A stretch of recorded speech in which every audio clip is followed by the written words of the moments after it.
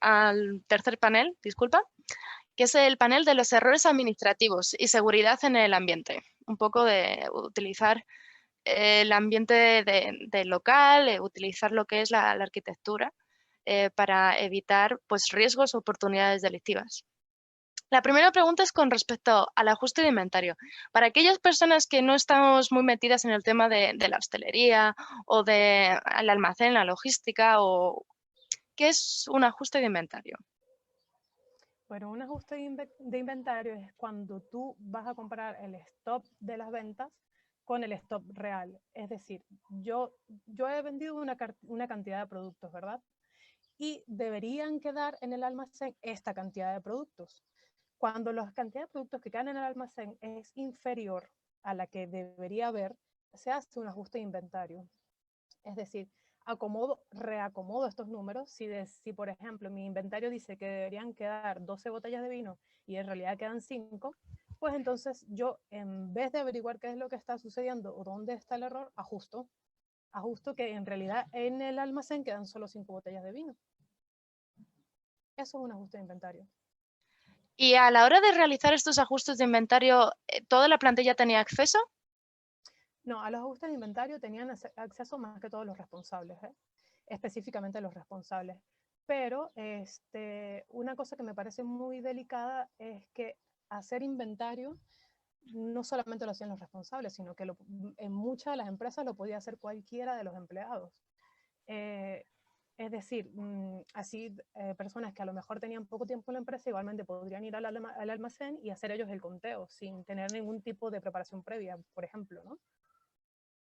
Exactamente, porque cuando hablamos de ajuste de inventario para los asistentes, este ajuste de inventario también significa que puedes eliminar los productos.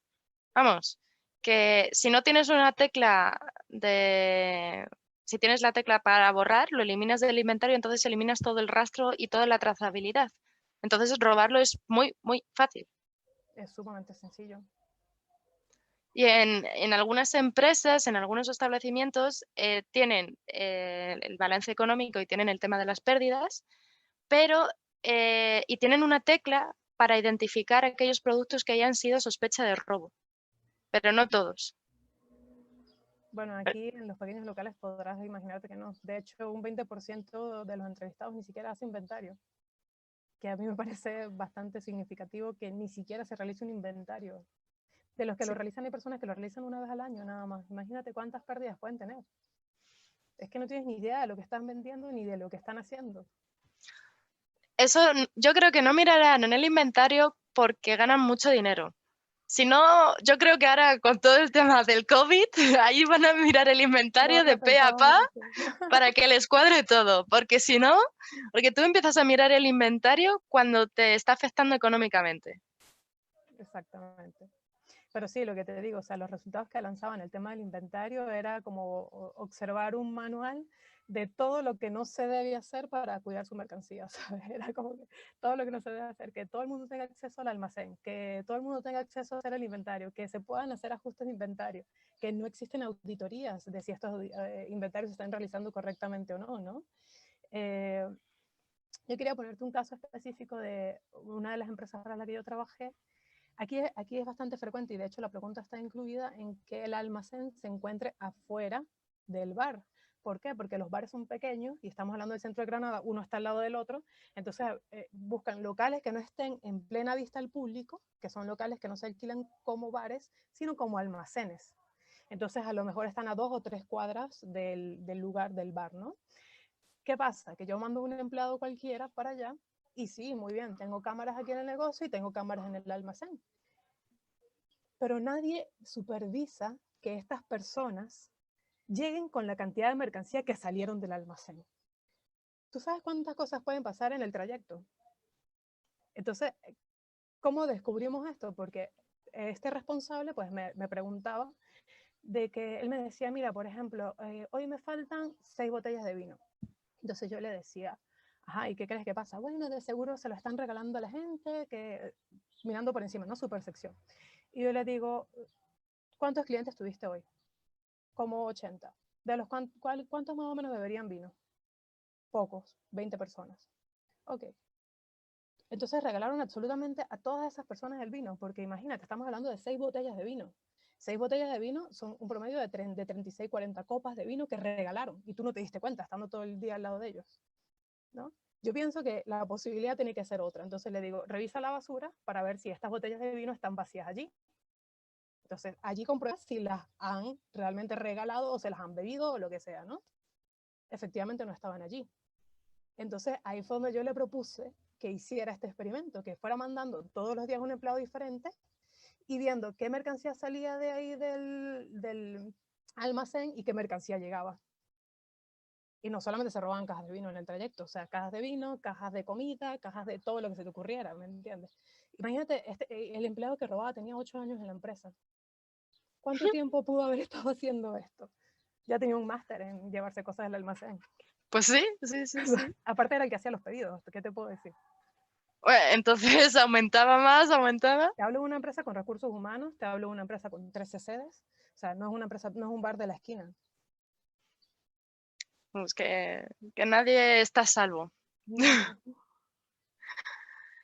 Sí, es otra pregunta bastante curiosa porque hablas de que hay mayor riesgo que efectúen aquellas personas que sean de 18 a 30 años y que tengan pocos años en la empresa, pero aquellas personas que tengan entre 30 y 60 años y lleven mucho tiempo en la empresa, ¿no hay tanto riesgo que te Mira, yo roben? pienso que no, con respecto a la hostelería estoy hablando, ¿no? Sí, sí. ¿Qué pasa? De que aquí, lamentablemente, dentro de la hostelería, a las personas mayores les cuesta muchísimo conseguir un trabajo, pero muchísimo. O sea, primero porque son trabajos muy forzados y pues los propietarios piensan que a lo mejor una persona joven puede resistir más la cantidad de horas que una persona mayor, que a lo mejor las personas mayores se dan más tiempo de baja. Estos son observaciones que me han dicho ellos mismos, ¿no? De sus motivos por qué no.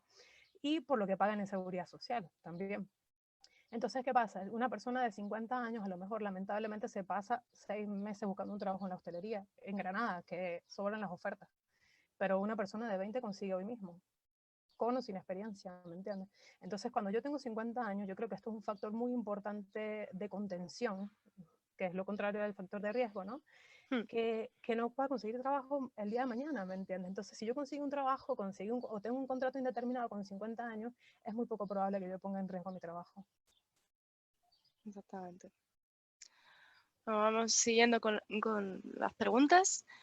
¿Te comentaron si a la hora de la recepción de la mercancía observaron algún tipo de error? ¿Tenían algún procedimiento a la hora de recepcionar la mercancía? Si veían algún tipo de descuadre, ¿lo comunicaban? ¿Se callaban? ¿Se lo decían al proveedor? ¿Tenían algún tipo de procedimiento cuando había descarga? Bueno, cuando hay descarga, como te decía, puede ir cualquier empleado, así que es bastante difícil de medir ese dato, porque si a lo mejor yo nunca en mi vida he recibido un pedido, ni siquiera me entero de que hay que contar la cantidad de cosas que han llegado con respecto a la factura, ¿no? Pero en realidad es declarado en la mayoría de los empleados en esta pregunta que se hizo también en el trabajo, que es muy, pero muy poco frecuente que los pedidos lleguen con error o con algún tipo de problema, ¿no? Sin embargo, yo veo este sesgo allí, ¿no? De que el hecho de que cualquier persona pueda hacerlo, pues realmente no puedes saberlo tampoco, porque a lo mejor el que yo entrevisté, que es el responsable, tiene 6 meses sin hacer la recepción de pedido porque es una de las cosas más tediosas que hay, y aparte es un trabajo forzado, porque tienes que descargar todas las cajas, llevarlas hasta el almacén que ya te conté que queda al otro lado del mundo, y, y bueno, mandan a cualquiera. Entonces, yo pienso que sí, es muy probable que hayan errores. De hecho, lo que comentaba al principio, se calcula un 20% de fraude a nivel de proveedores en España.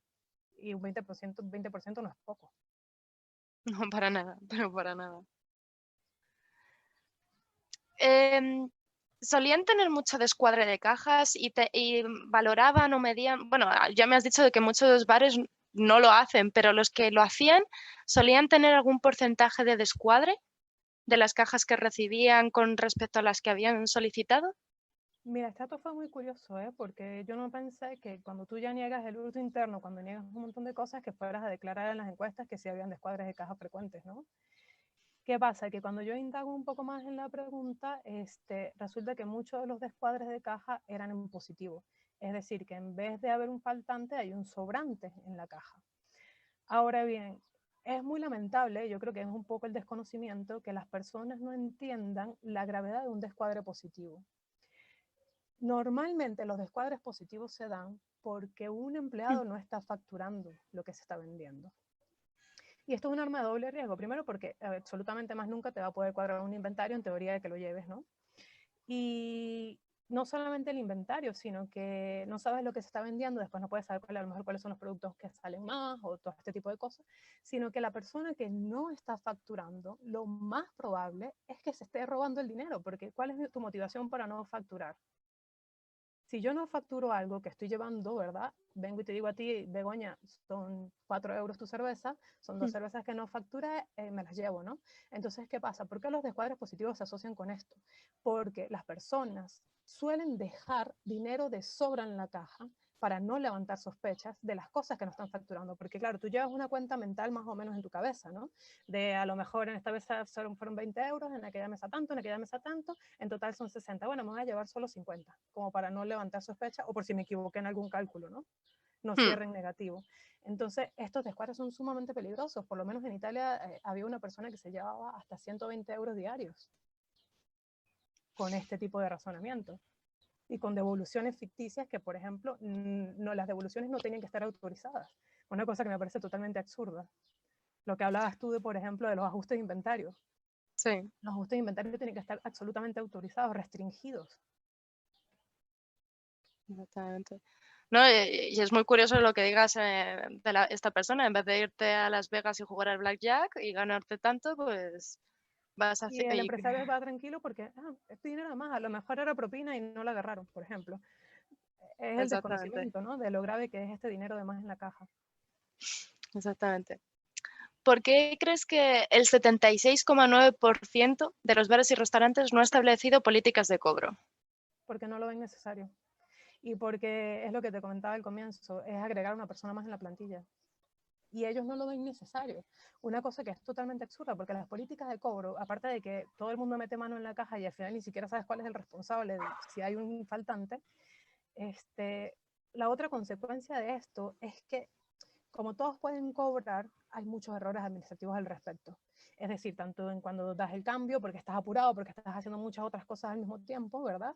Y ahí es cuando vienen estos típicos truquitos que todavía la gente hace. Tú piensas que han pasado de moda a lo mejor, pero no, todavía los hacen, de que te dan un billete, después te confunden con el cambio y todo este tipo de cosas y al final se llevan un montón de dinero. Y y el hecho de que olvides facturar las cosas, ¿no? Si tú tienes una persona en la caja específicamente para cobros, primero que nada, si hay un faltante ya sabes a quién te puede responder al respecto, ¿no? Segundo, la tienes observada en todo momento, el dinero solamente llega ahí, sale de allí. Es muy poco probable que esta persona vea una oportunidad de robar. Y tercero, que es una persona que al mismo tiempo estaría encargada de que todo haya estado que todo lo hayan metido en la factura. Es decir, es muy sencillo que a lo mejor yo estoy atendiendo 10 mesas al mismo tiempo y me olvidé de tu mesa justamente ticarte los postres. Entonces en tu mesa ya perdimos 20 euros. En la otra no tica tal cosa. Entonces ya ahí perdimos tantos euros. O sea, ellos lo ven como una pérdida de esa persona, pero realmente tiene todos los beneficios del mundo poner una persona en la caja. Pues O sí. establecer al menos una política de cobro, ¿no? Unas restricciones, que una persona que llega nueva no puede estar cobrando porque seguramente va a cometer millones de errores, está ya metiéndose en tu sistema, ya sabe cómo funciona, etc. También en tu trabajo hablas sobre la iluminación. ¿Crees que a la hora de establecer un lugar de la caja, los gerentes dan importancia a dónde se debe colocar la misma? Mira, es muy gracioso, pero realmente en todas las políticas de seguridad, a la única que dan importancia es a las cámaras o a la alarma, que son las más costosas. Pero habíamos preguntado sobre iluminación, sobre posición de la caja, sobre control de aglomeraciones. Cosas que no te cuestan absolutamente nada, sobre políticas de cobro, sobre políticas de establecimiento de por dónde deben estar los empleados. Por todo eso hemos preguntado y absolutamente ningún negocio la tiene. Es un porcentaje sumamente bajo el que tiene estas políticas. ¿Qué es lo que te digo? O sea, no te salen absolutamente nada, no te cuestan absolutamente nada, más que mantenerlas. No hay Pues ni sí. siquiera reglamentos, la gente no conoce el reglamento de su empresa. Por supuesto, si cada 4 semanas ya tienes una plantilla diferente, creo que es bastante complicado que las personas conozcan los reglamentos, los procedimientos. Pues sí, bastante. Y además, una de las cosas que nos da la criminología es el hecho de que tú haces planes de prevención intentando averiguar el comportamiento humano. Entonces, el hecho de que vayas analizando y observando el comportamiento humano te puede ayudar a cómo tienes que colocar las mesas, Por ejemplo, colocar la caja, ¿qué lugares algo. tienen que estar mejor iluminados? ¿Qué lugares deben estar protegidos? ¿Cuáles restricciones tienen que haber en el sistema? También el hecho, y esto es bastante importante, el hecho de saludar a los clientes, Sí, sí, que, que- sí. que es algo que es algo muy simple, no cuesta nada y lo puedes poner en el tema de la formación de los empleados. Decir, hola, ¿qué tal? Algo Sí, sí. muy, muy simple. Lo que hablábamos del reclutamiento, o sea, saber también hacer un filtro un poco, ¿no? De una persona que más o menos tenga una idea de trabajo, porque va a estar de cara al público todo el día, ¿me entiendes? No puedes poner una persona que no resista un mínimo de presión o que no tenga un mínimo de educación hacia los clientes. Esto, por supuesto, tumba la imagen del restaurante. Sí, sí, porque también el hecho de con respecto a los clientes, si un camarero se comporta mal, se comporta de manera disgustada, el típico que no te traen la comida en tiempo o que había una cucaracha, entonces el propio cliente se va y no te paga, eso es lo primero, es algo comprensible, ¿vale? Eso no se Ocurre puede decir. bastante, ¿eh? Ocurre bastante. Pero también el hecho que ese mismo cliente te quiera robar y se lleve platos o vasos o no sé, Adornos de la que mesa, cuadros, cosas del baño, ¿qué te puedo decir? O sea, hemos visto unas cosas impresionantes, ¿eh? O sea, hasta a lo mejor el jabón de las manos. Se llevan lo que quieran. exactamente. Luego, cambiando un poco de tema, ¿tú crees que se pueden controlar las aglomeraciones para evitar posibles oportunidades delictivas? Cuando te hago esta pregunta es cuando ya están, no antes de que estén, no, sino ya cuando están. Cuando ya hay una aglomeración, ¿cómo evitar conductas delictivas, dices, dentro de la aglomeración? Sí, o no, simplemente cuando de repente que tienes una oferta o es el día de la festividad y de repente van todos al bar. ¿Cómo puedes evitar que alguien te pueda robar? Evitar oportunidades delictivas, por ejemplo, que alguien te pueda robar la caja. Bueno, más que primero que nada preparándote. Normalmente las aglomeraciones aquí no suelen ser sorpresa. Aquí, sobre todo los empresarios que tienen mucho tiempo, saben qué día hay una aglomeración y de hecho suelen llamar personal a destajo, que este personal a destajo pues es un arma de doble filo porque hay gente que no te sabe trabajar, hay gente que te rompe la mitad de las cosas que tienes allí, eh, se equivocan los cobros, no conoce el menú. Realmente yo pienso que para poder manejarte en aglomeraciones sin tener pérdidas, tienes que tener una plantilla fiable y completa. Es la única solución, ¿sabes? Porque realmente en ese momento no solamente tienes pérdidas de que alguien te robe, sino que también tienes pérdidas de clientes porque no hay quien los atienda, pérdidas de mesas que se fueron sin pagar, pérdidas de mesas sin que se fueron sin pagar el porcentaje correcto que les correspondía. O sea, son millones de pérdidas realmente. Entonces tú te pones a ver y dices, es lo que hablábamos el otro día, sí, hoy facturé un montón de dinero, pero realmente de ese dinero, ¿cuánto es tu ganancia? Porque si te pones a restar todas las cosas que perdiste, si comparas a lo mejor el inventario y ves que salió una cantidad bruta de comida cuando realmente lo que te ingresó no es lo correcto, las ganancias no son verdaderas, ¿me entiendes? Sí, ese día facturaste mucho, Hmm, pero perdiste mucho más también, ¿eh? De lo que pierdes en los días normales. obviamente. ¿Tú crees que los bares de una zona, esto es con respecto al desplazamiento delincuencial, los mismos bares que están o situados o localizados en una zona pueden ser víctimas del mismo delincuente? Sí, de hecho ha ocurrido aquí en Granada, ¿eh? Me parece que este mismo año en enero atraparon a unos chicos que eran como una mini banda, dos personas, que ambos habían trabajado en la hostelería. Entonces, más o menos conocían los procedimientos, que son más o menos los mismos en todos lados, muy básicos, y, y allá llevaban varios locales de la misma zona. Porque claro, tú estudias una zona, sabes que la policía no pasa casi nunca, o por ejemplo, barrios como aquí el Saidín, en donde son bares pequeños de que no van casi turistas, ¿no? Pero ahí casi tampoco pasa la policía, pero entonces son gente que no te tiene una alarma, gente que no tiene cámaras, y eso ellos ya lo saben. Entonces es un barrio muy fácil de robar, por ejemplo, ¿no? Y un bar está al lado del otro. Entonces Hmm, han hecho esto. De hecho, el Sairín fue uno de los lugares que fueron víctimas de ellos, ¿no? Y, y pienso también que estos bares, sobre todo estos bares de pueblo, tienen una cosa que llama mucho la atención a la delincuente, que son estas máquinas de tragaperra, que realmente los bares del centro pues no suelen tenerlo, los bares para turistas. Y estas máquinas de tragaperra, hace como 2 o 3 semanas, estaba leyendo una noticia, también aquí en Granada, de un señor que tomaba café todos los días en ese bar y pues ya efectivamente sabía dónde guardaban el dinero de la máquina tragaperra. Lo han capturado afortunadamente, pero entró para el bar específicamente a robar el dinero de la máquina tragaperra. O, por ejemplo, romper la puerta y llevarse la máquina entera, que también lo han hecho aquí en el Saidín, porque dentro de ella es donde está el dinero. Entonces creo que eso también podría ser un factor de riesgo para esos bares pequeños que no cuentan con alarma, que no cuentan con cámaras de seguridad, y estos delincuentes lo saben. Yo no me voy a ir al centro donde pasa la policía cada 2 minutos, donde tienen cámaras, donde tienen alarma, que es mucho más complicado, cuando tengo un lugar como el barrio de Cenes, donde puedo ir local por local tranquilamente. Y sí, a lo mejor ellos en la caja no tienen nada, y a lo mejor me llevo un par de botellas, pero en la máquina tragaperra hay un montón de dinero, y lo saben. Qué curioso que la máquina tragaperras Sí, sea una causa de oportunidad delictiva, bastante curioso. sí, de hecho ahora me parece que es obligatorio el tener una alarma si tienes máquinas de estas de tragaperra, ¿eh? Tener una alarma conectada. Qué curioso. Bueno, ya vamos terminando.